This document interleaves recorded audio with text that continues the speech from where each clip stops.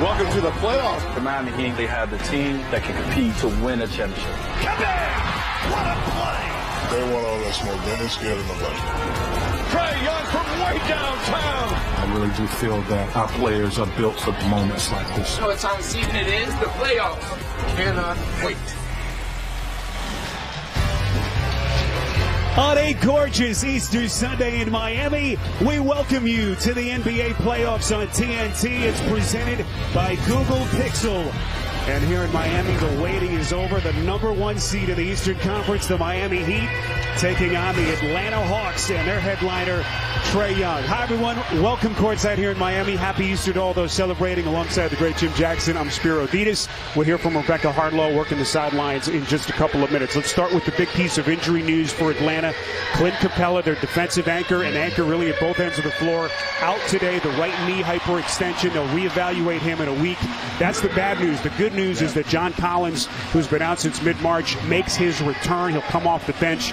Talk about Capella's absence and some of the things you're looking for in the series. Well, with Capella, what you lose is that pick-and-roll option and lob to the rim. Now, Miami doesn't score a lot of points in the paint, so you're not going to miss the rim protection. But John Collins will now come in, facilitate, will be on a minutes restriction, gives you athleticism, can get out and run. But I really think it's important at the beginning of the game, Trae Young, this is what he's going to do.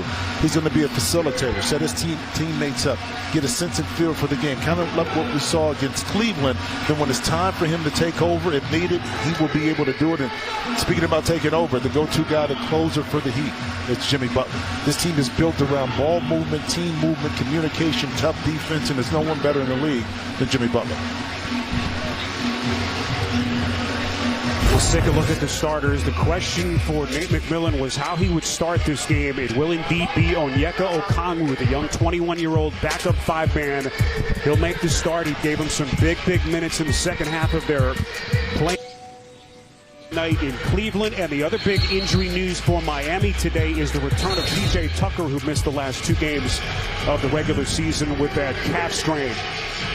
Our officials today are crew chief Mark Davis, Josh Tiven, and Eric Daedlin. The replay center officials in Secaucus, New Jersey are Brian Forte and Trey Maddox. They're among the 36 officials selected to work the first round of the 2022 playoffs, a group which has an average of 16 years of NBA experience and includes 9 officials who have worked 100 or more playoff games.